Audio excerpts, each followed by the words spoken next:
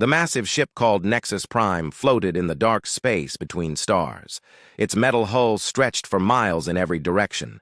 Inside the ship, bright lights lit up long hallways filled with beings from different worlds. Some walked on two legs like humans. Others crawled on many legs or floated in the air. The ship was home to the Galactic Council, where all the smart races of the galaxy met to talk about important things. Commander Veltara stood 8 feet tall in the main meeting room. Her body was covered in hard crystal plates that shined blue and green under the lights. Electric sparks danced between her long fingers. She was Kethmori, one of the strongest warrior races in the galaxy. Her people could shoot lightning from their hands and break rocks with their bare fists. They had conquered 12 worlds and never lost a single battle. Today was special. For the first time, humans would join the Galactic Council. Veltara had read the reports about Earth. The humans lived on a small blue planet at the edge of the galaxy. They had only just learned to travel between stars. Their bodies were soft and weak. They had no natural weapons, no armor, no special powers. Veltara wondered why the council even bothered to meet with such pathetic creatures. The door to the meeting room opened with a soft hiss. 3 humans walked inside. Veltara looked at them with disgust. They were so small and fragile. The first human was a man named Dae-hyun. He wore a simple black suit and carried a small bag. His hair was dark and neat. His eyes were calm but alert. He smiled when he saw the alien delegates, but Veltara could see no fear in his face. Behind Dae-hyun walked a woman called So-young. She had long black hair tied back in a simple style. She carried a larger bag filled with papers and small devices. Her clothes were plain but clean. She moved with quiet grace, watching everything around her with sharp eyes. Veltara noticed that So-young seemed to recognize each alien species in the room, even the rare ones. The third human was different. Taimin wore dark clothes that looked simple, but seemed to be made of strong material. He was shorter than the other two, but moved like a hunter. His eyes never stopped moving, always watching for danger. He stood behind the others, but Veltara could tell he was ready to protect them. Still, what could such a weak creature do against beings like her? Dae-hyun stepped forward and bowed slightly to the assembled delegates. "Honored members of the Galactic Council," he said in perfect galactic standard language, "we come from Earth to seek friendship and trade with your great civilizations." Several aliens around the room made sounds of approval, but Veltara stood up, her crystal armor clinking. Electric energy crackled around her hands. "Friendship?" she said, her voice loud and harsh. "What friendship can there be with creatures so weak they would break if we touched them? Look at your soft skin. Look at your tiny bodies.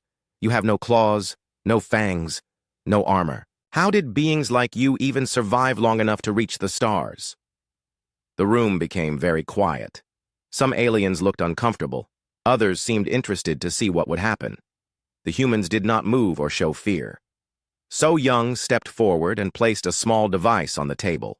It projected images of Earth into the air. "Commander Veltara," she said politely, "we understand your concerns. Many species have wondered the same thing. But humans have survived for thousands of years on a world that tried to kill us every day." The images showed Earth's history. Great storms that could flatten cities. Ice ages that covered whole continents. Volcanoes that darkened the sky for years. Earthquakes that split the ground open. Floods that washed away mountains. Disease that killed millions. Wars that burned across the land. "Pretty pictures?" Veltara said with a laugh that sounded like breaking glass. "But surviving your own weak planet means nothing here. In space, only the strong matter. The Kethmori have never lost a battle. We can generate enough electricity to power a city. Our armor can stop the strongest weapons. What can your soft bodies do?" Dae-hyun remained calm. "We did not come here to fight, Commander.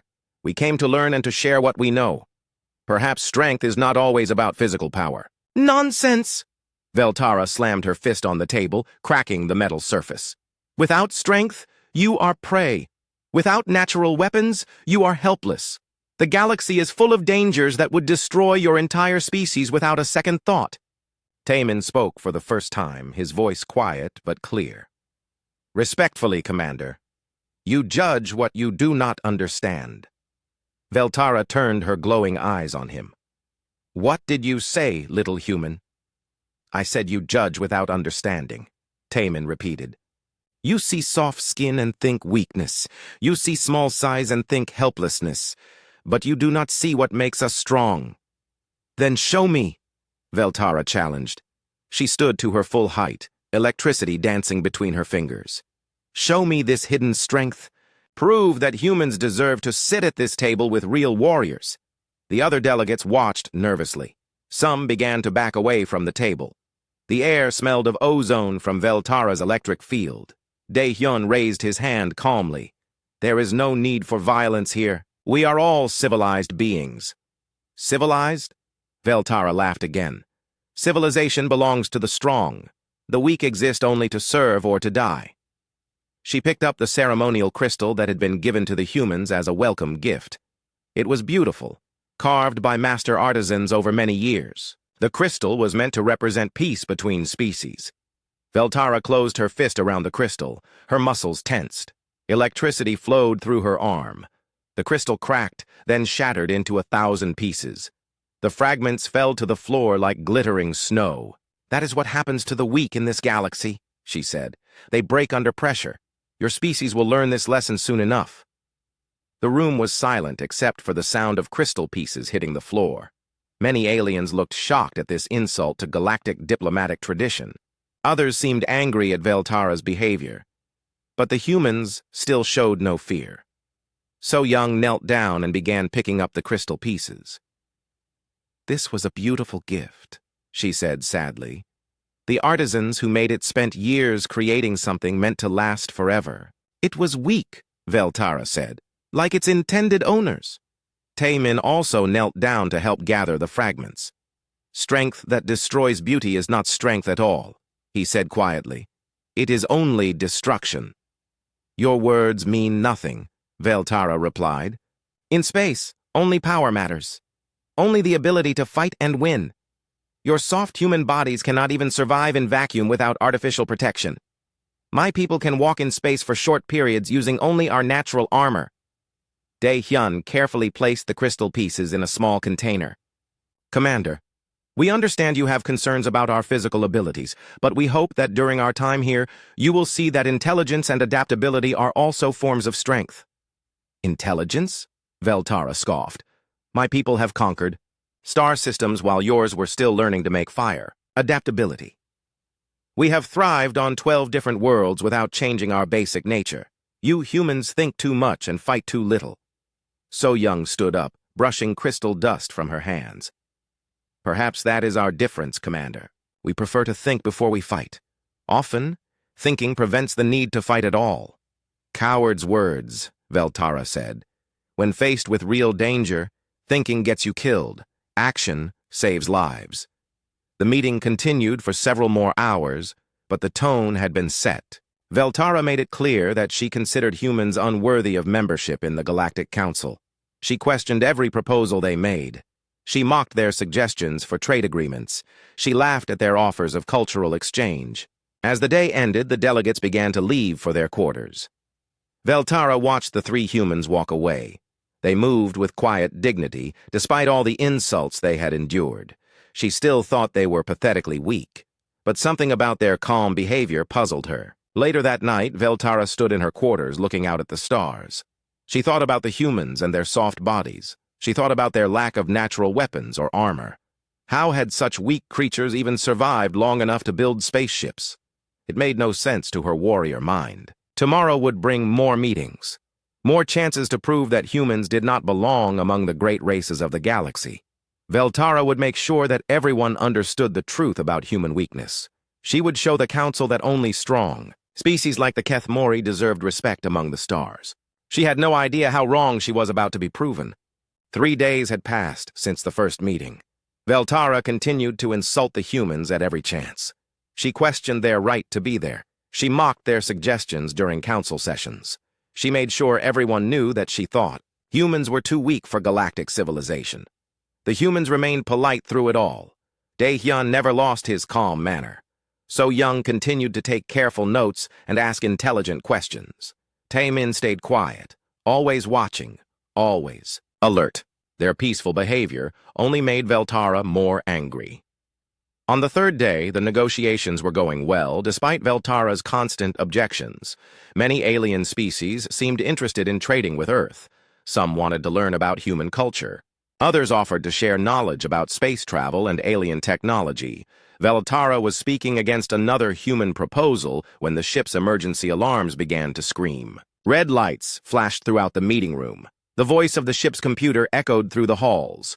Warning, warning, multiple hostile ships detected. All personnel to emergency stations. This is not a drill. The meeting room erupted in chaos. Delegates from different worlds began talking rapidly in their own languages. Some species could survive in space without protection, but many could not. Fear filled the air like a bad smell. Captain Mordek, the ship's commander, appeared on the main viewing screen. His face was tense with worry. We are under attack by Vex-High raiders. They have damaged our main engines and power systems. All diplomatic personnel must evacuate to the emergency pods immediately. The Vex-High were known throughout the galaxy as ruthless pirates. They attacked merchant ships and space stations. They took prisoners to sell as slaves. They showed no mercy to anyone, not even diplomats under galactic protection.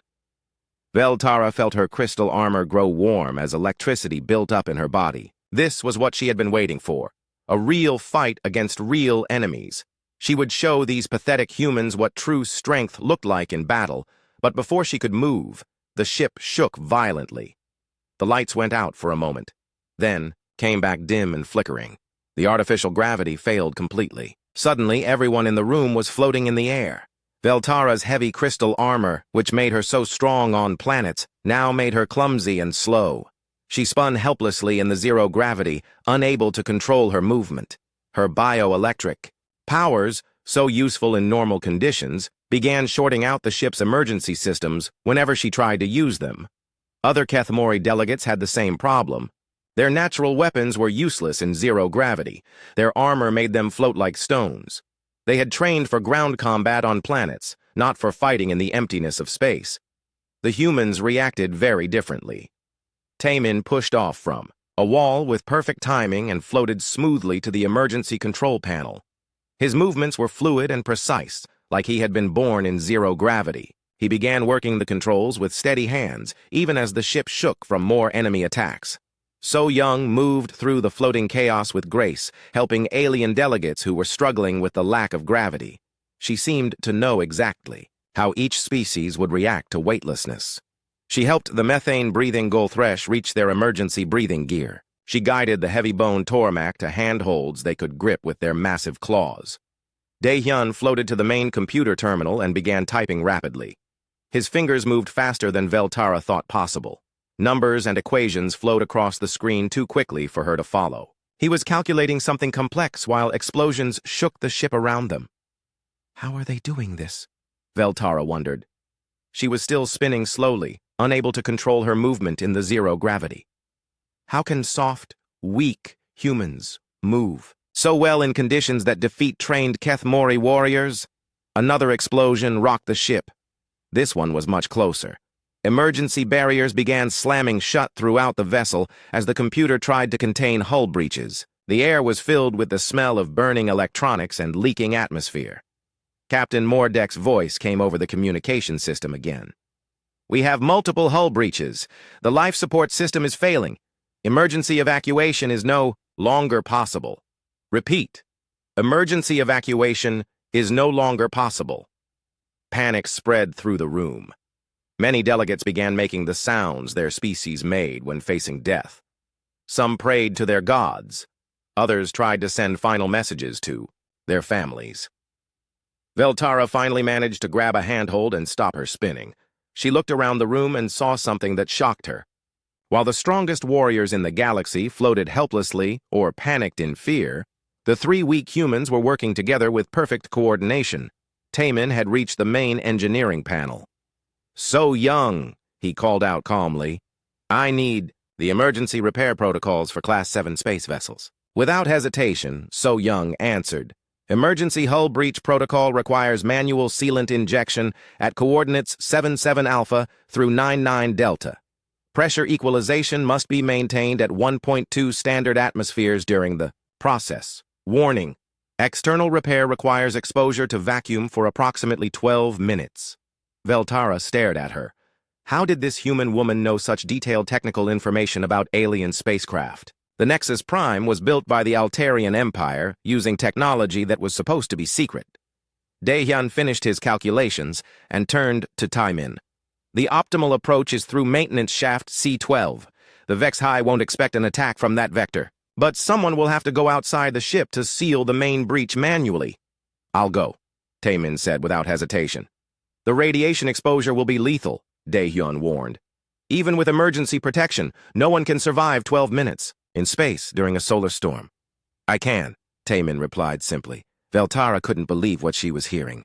The human was volunteering for certain death. But more than that, the other humans were talking about complex engineering problems and space combat tactics as if they were experts. These were supposed to be primitive beings from a backwater planet.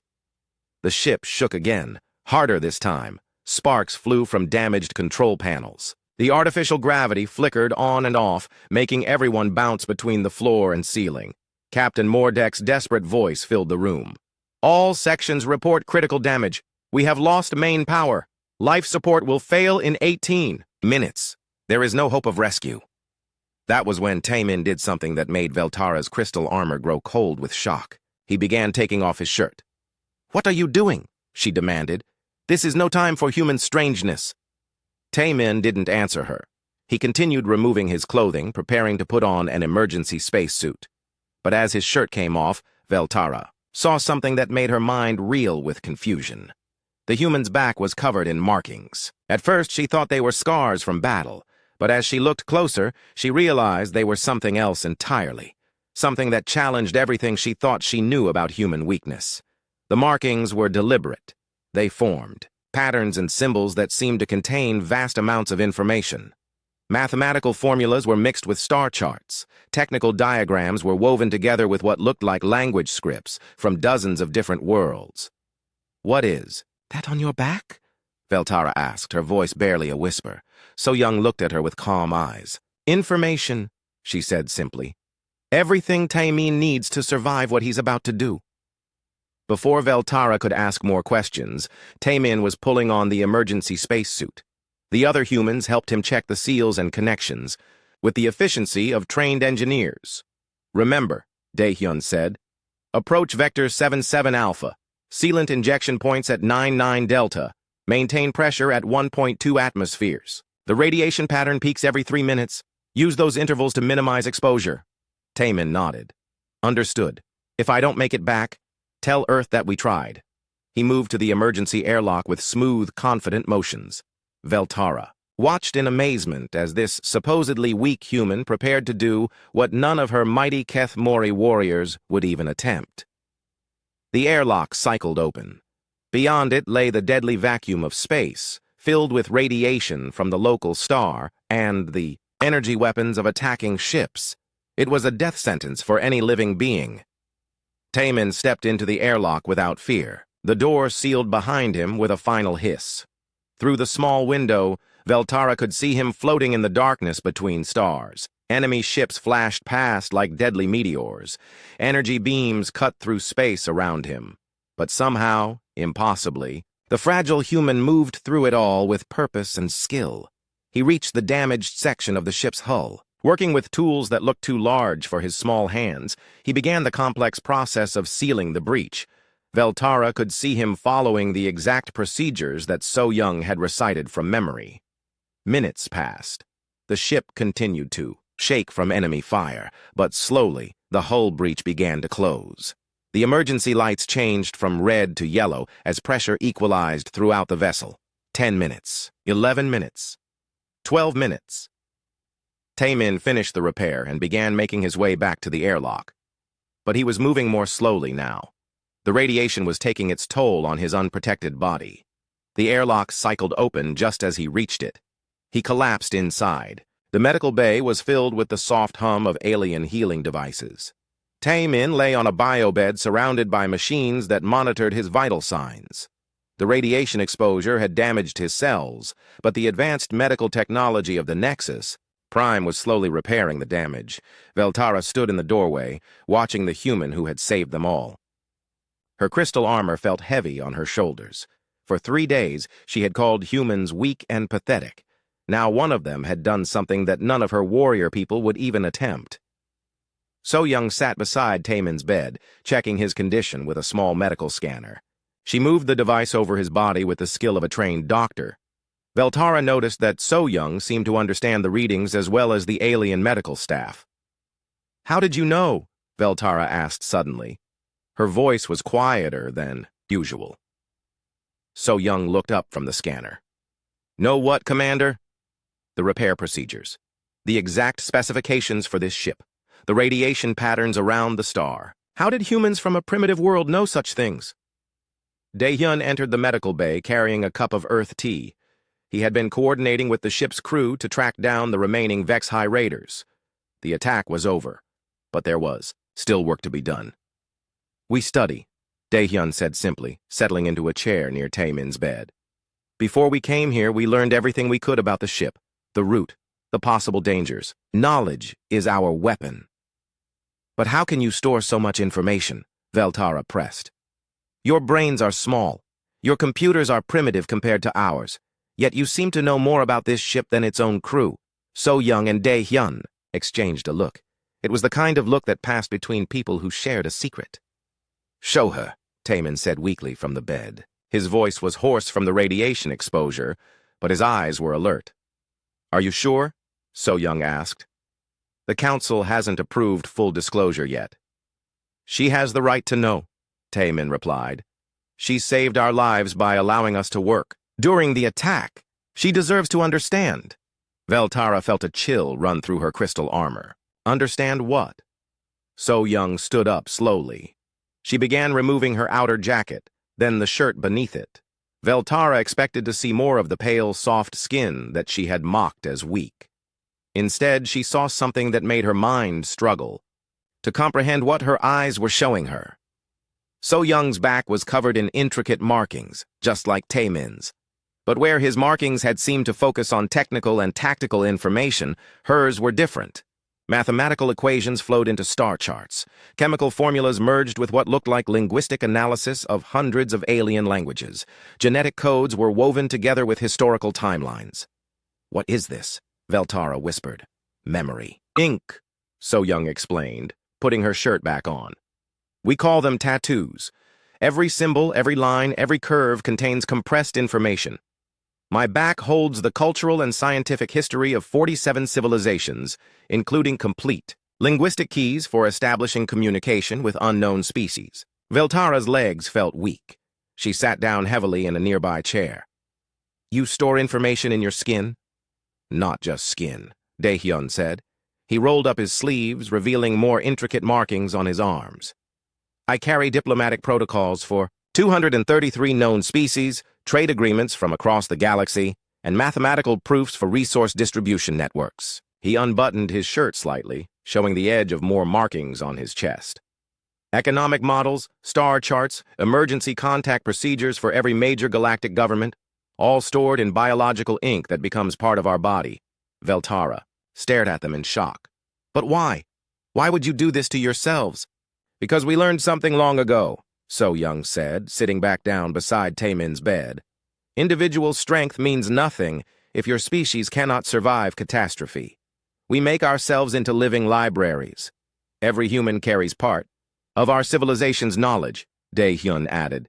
"If our homeworld is destroyed, if our computers are wiped out, if our cities burn, the information survives in us. We are backup drives for the entire human race." Taemin pushed himself up slightly in the bed. The medical machines beeped softly as they adjusted to his movement. "Show her the rest," he said to his companions. "The rest?" Veltara asked. She wasn't sure she could handle any more revelations. So Young pulled out a small device that looked like a simple medical scanner. She ran it over her arm, and suddenly a holographic display appeared in the air above them. It showed a 3-dimensional map of her circulatory system, but there were strange additions to the normal biological structures. "Subdermal data storage," she explained. "Microscopic crystalline structures integrated into our bloodstream. They carry additional information that we can access through neural interfaces. The display changed, showing Dae-hyun's nervous system. Tiny fiber-optic threads ran alongside his natural nerves, glowing faintly with stored data. Bio-integrated memory networks, he said. Direct connection between our brains and our information storage systems. We can access any data we carry, just by thinking about it. Veltara's world was spinning. Everything she thought she knew about humans was crumbling. This is impossible. Such technology would require centuries of advanced development. We had help, Taemin admitted. About 50 years ago, we made contact with a dying race called the Keth-Ani. They were the galaxy's greatest information specialists. But their sun was going nova. They had days to live. They offered us a trade, So-young continued. They would give us their technology for biological data storage in exchange for something only humans could provide. What could humans possibly offer to an advanced alien race? Veltara demanded. Time, Dae-hyun said simply.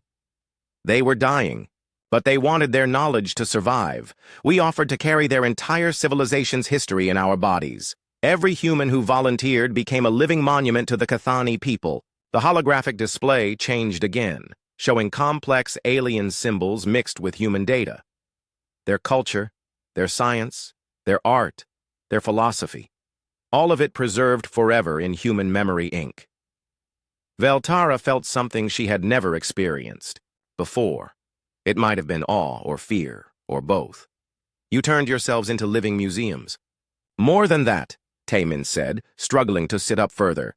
We turned ourselves into something that cannot be destroyed. You can burn our cities, destroy our ships, even shatter our planet.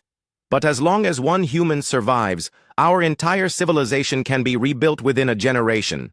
That's why we're not afraid, So-young added. Physical weakness doesn't matter when you carry the strength of knowledge. Individual death doesn't matter when the species carries immortal information. Veltara stood up abruptly, her crystal armor clinking. She began pacing the small medical bay, her mind racing. This changes everything. You're not weak at all. You're something else entirely. We're human, Dae-hyun said calmly. We adapt, we preserve, we survive. But why tell me this? Veltara asked. Why reveal your secret to someone who has insulted and mocked you? The three humans looked at each other again. This time, Veltara saw something different in their expressions. Not secrecy, but sadness. Because you're not the first to underestimate us, So-young said quietly. Many species see our soft bodies and assume we're easy prey. Some have tried to enslave us. Others have attempted to wipe us out entirely. What happened to them? Veltara asked, though she was beginning to suspect the answer. They learned, Taemin said, his voice growing stronger. They learned that destroying humans is like trying to destroy information itself. We're everywhere. We remember everything. We adapt to any threat. The Vexhai who attacked us today, Dae-hyun said. They've raided human colonies before. They thought we would be easy targets. They were wrong.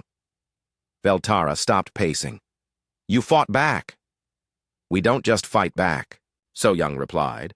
We study our enemies. We learn their weaknesses. We develop countermeasures. Then we share that information with every human in the galaxy instantly. She touched a small device on her wrist. Right now, detailed tactical analysis of today's attack is being transmitted to human settlements across known space. The Vexhai will never be able to use the same tactics again. Veltara sank back into her chair. You're not individuals. You're all connected. A network. A family, Dae-hyun corrected. Every human carries part of our shared knowledge. When one learns, we all learn. When one discovers something new, we all benefit. That's why we're not angry about your insults, Taemin added. We understand that you judged what you could see. But strength isn't always visible on the surface. Veltara looked at these three beings who had seemed so weak and helpless just days ago. Now she saw them for what they really were. Not weak, individuals, but nodes in a vast network of living knowledge. Not fragile prey, but something far more dangerous than any warrior race. You're immortal, she whispered. Not immortal, So-young said. Just very, very hard to kill permanently. For the first time in her warrior life, Commander Veltara began to understand what true strength really looked like. The days following the Vex-High attack were different. Veltara found herself watching the humans with new eyes. Every movement they made seemed to have purpose. Every word they spoke carried weight. She began to notice things she had missed before. During the morning briefings, Dae-hyun would sometimes pause and touch a small spot behind his ear. At first, Veltara thought he was just tired. Then she realized he was accessing his stored memories, pulling up information from his biological database. Faster than any computer could search its files, So-young had an even more disturbing habit. She would look at alien delegates and somehow know things about their cultures that weren't in any public records.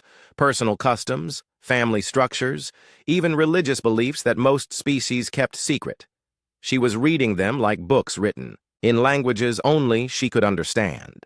Taemin had recovered quickly from his radiation exposure, faster than the doctors had expected. When Veltara asked about it, he explained that humans had built-in medical protocols stored in their enhanced memory systems. His body was literally following detailed healing instructions written into his genetic structure. "How many of you are there?"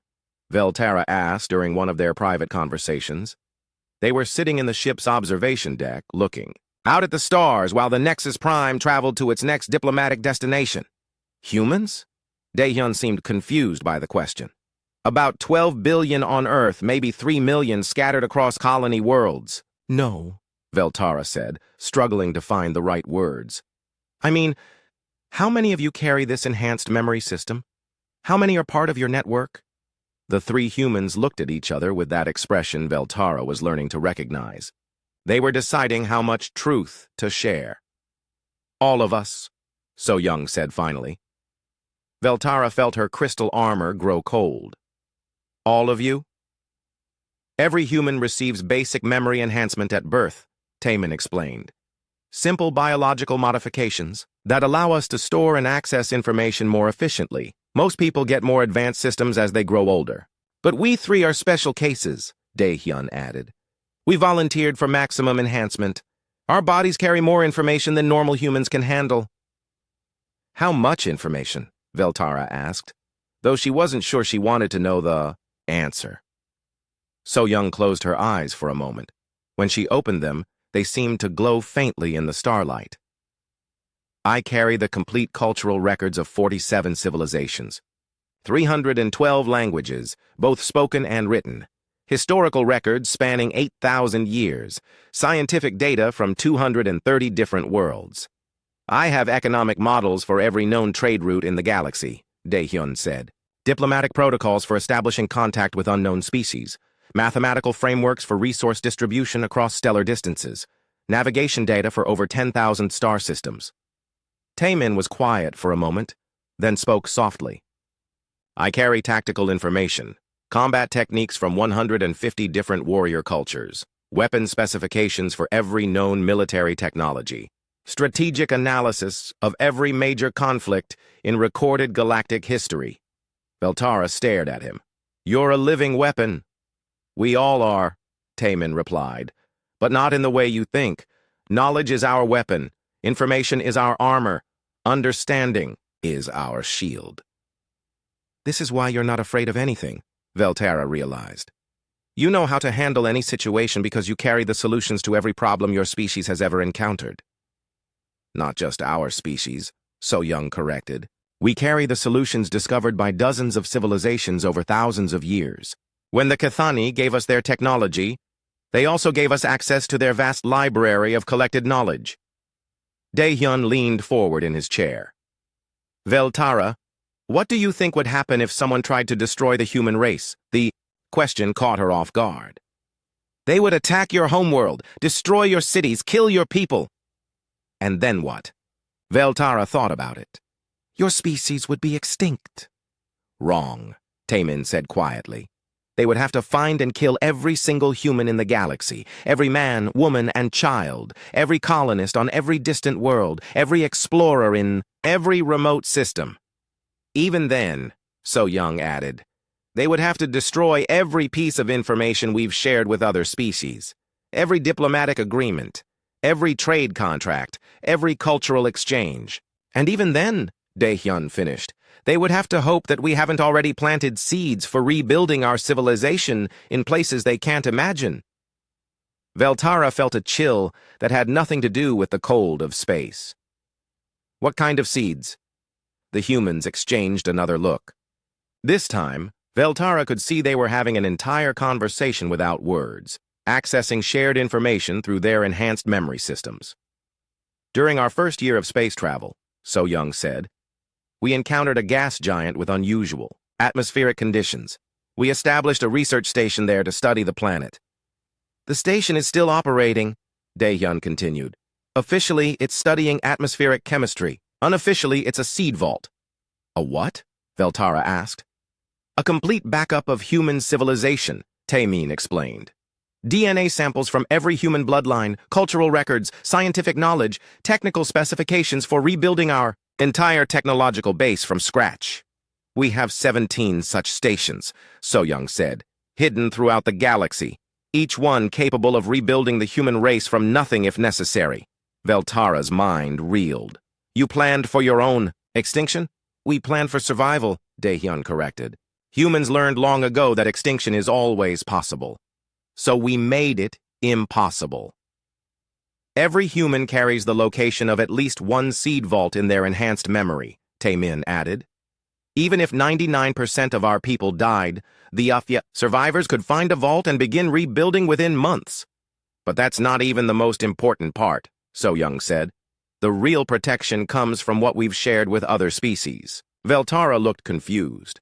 What do you mean? Think about it, Dae-hyun said. We've been establishing diplomatic and trade relationships throughout the galaxy for decades. We've shared our knowledge freely with anyone who wanted it. Medical techniques that have saved millions of lives, So Young listed. Agricultural methods that have ended famines.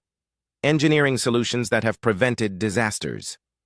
Every species we've helped now has a vested interest in our survival, Taemin concluded. We've made ourselves valuable to the entire galactic community? Veltara began to understand. You didn't just join galactic civilization, you made yourselves essential to it. More than that, Dae-hyun said. We made ourselves so integrated into the galactic community that destroying us would damage everyone else. Consider the Altarian trade routes, So Young suggested. They rely on human-developed navigation algorithms. Without us, their economy would collapse within months. The Zenthran medical centers use treatments we shared with them, Taemin added. If humans disappeared, millions of Zenthran would die from diseases we taught them to cure. Even the Galactic Council itself, Dae-hyun pointed out, now uses our diplomatic protocols for first contact with new species. We've literally rewritten the rules for how civilizations interact. Veltara sat in stunned silence, staring out at the stars. She had thought humans were weak prey animals. Instead, they had revealed themselves to be something far more sophisticated and dangerous than any warrior race. You didn't conquer the galaxy, she said finally. You infected it. We became part of it. So Young corrected gently. That's what humans do. We adapt. We integrate. We become so useful that removing us becomes unthinkable. But what about species like mine? Veltara asked. The Keth Mori are warriors. We believe in strength through conquest. What use do we have for human methods? Taemin smiled for the first time since she had known him. Commander, what is the greatest victory a warrior can achieve? Crushing your enemies completely, Veltara answered without hesitation. Wrong, Taemin said. The greatest victory is never having to fight at all. He touched his temple, accessing his stored memories. I have tactical analysis of every Keth Mori military campaign for the past 2 centuries. Your people are magnificent warriors, but you have one critical weakness. What weakness? Veltara demanded. Her pride stung. You can only be in one place at a time, Taemin replied. You can conquer a world, but you cannot hold the entire galaxy. You can win battles, but you cannot win the peace that follows. That's where human methods become valuable, So Young added. We can show you how to build lasting stability without constant warfare, how to turn conquered enemies into willing allies, how to create peace that is stronger than any army, Dae-hyun finished. Veltara looked at these 3 beings who had so completely changed her understanding of strength and weakness. For the first time in her warrior life, she began to wonder if there might be better ways to achieve victory than through battle. "Teach me," she said quietly. The humans smiled. The final session of the Galactic Council meeting was unlike any in recorded history. Veltara stood before the assembled delegates, her crystal armor gleaming under the chamber's lights. But instead of the proud, arrogant warrior who had mocked humans just days earlier, she stood humbled and transformed. "Honored delegates," she began, her voice carrying across the vast chamber, "I must formally apologize to the human delegation and to this council for my behavior during these proceedings." Murmurs rippled through the assembled aliens. Many had witnessed Veltara's harsh treatment of the humans. Some had been shocked by her rudeness, while others had quietly agreed with her assessment. "I have learned something during our time together," Veltara continued. "I have learned that strength comes in many forms, and wisdom lies in recognizing all of them." She turned to face Dae-hyun, So-young, and Tae-min, who sat calmly in the human delegation section.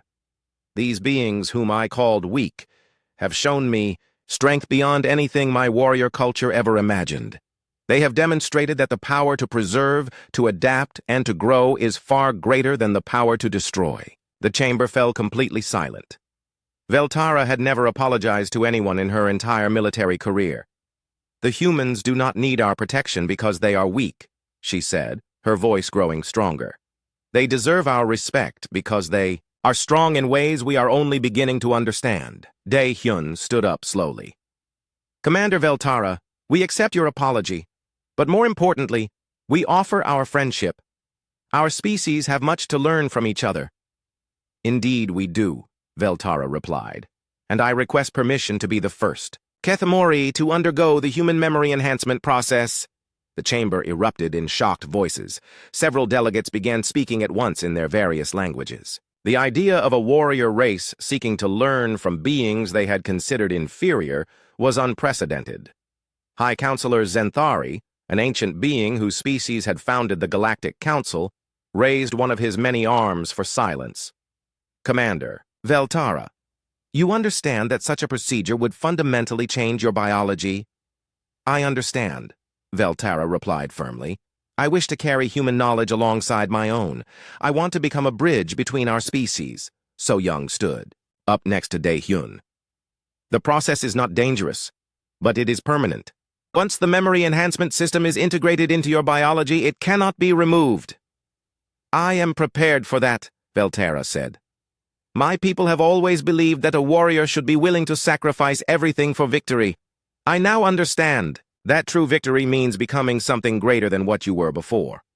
Tae-min rose from his seat as well.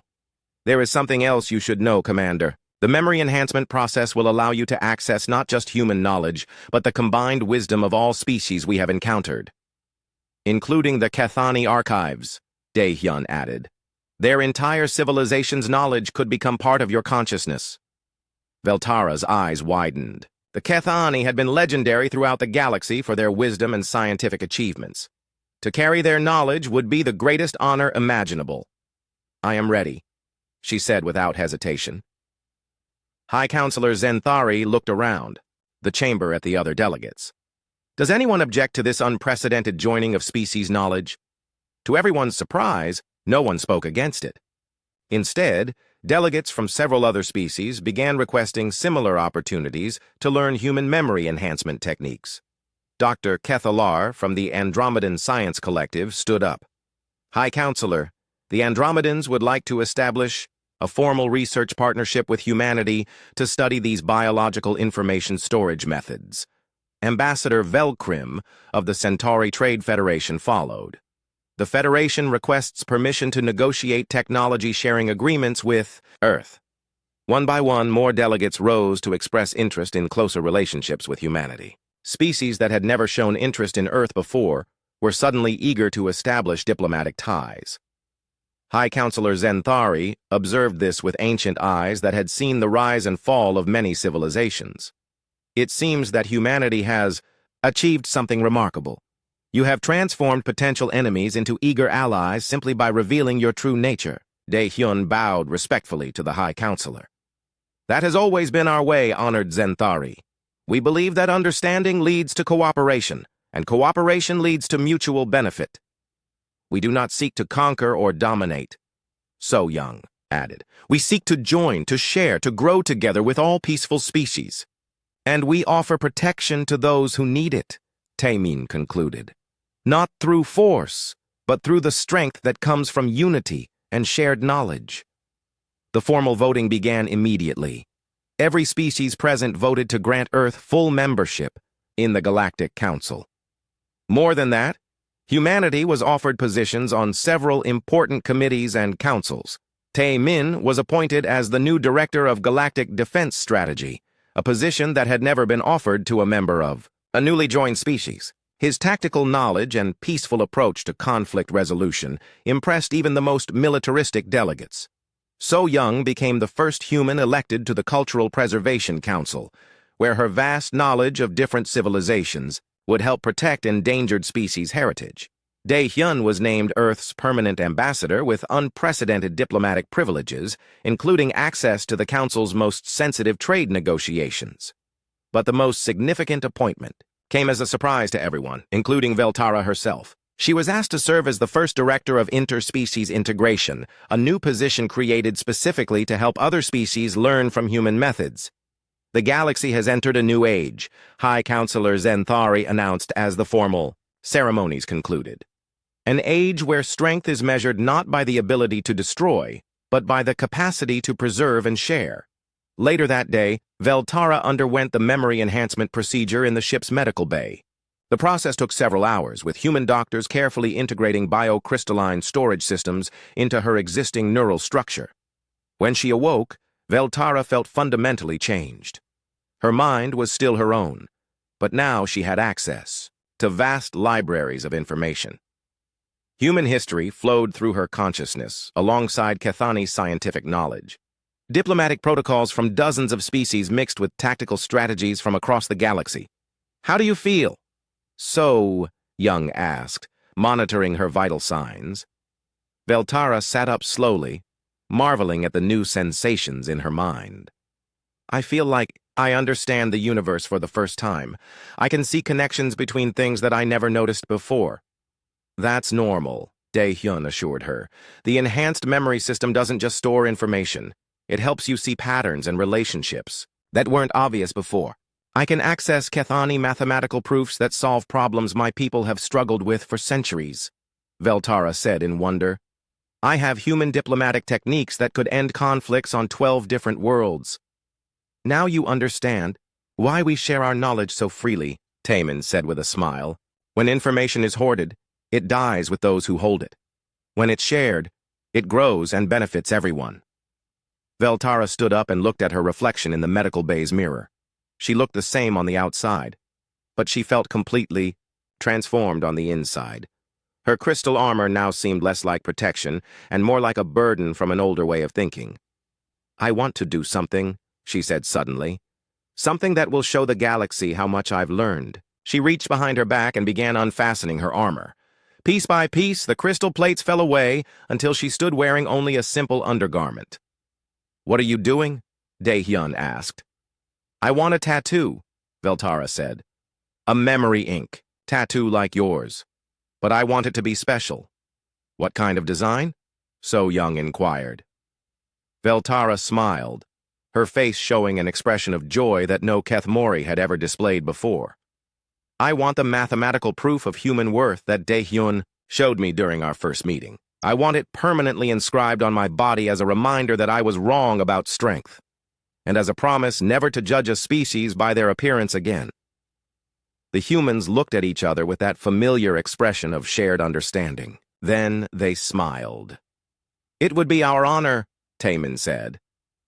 3 days later, as the Nexus Prime prepared to return to normal space, Veltara stood in the observation deck looking out at the stars. On her shoulder, still healing, was a small but perfect tattoo. It showed the Earth symbol surrounded by mathematical equations that proved the value of cooperation over conquest. Dae-hyun joined her at the viewing port. Any regrets? He asked. Veltara touched her new tattoo gently. Only one. I regret that it took me so long to understand. Understanding comes when we're ready for it, Dae-hyun replied. What matters is that you were willing to learn. My people will not understand at first, Veltara admitted. They will see my changes as weakness. Then you'll teach them what we've taught you, So-young said, approaching from behind them. That true strength lies not in the hardness of one's shell, but in the wisdom carried within.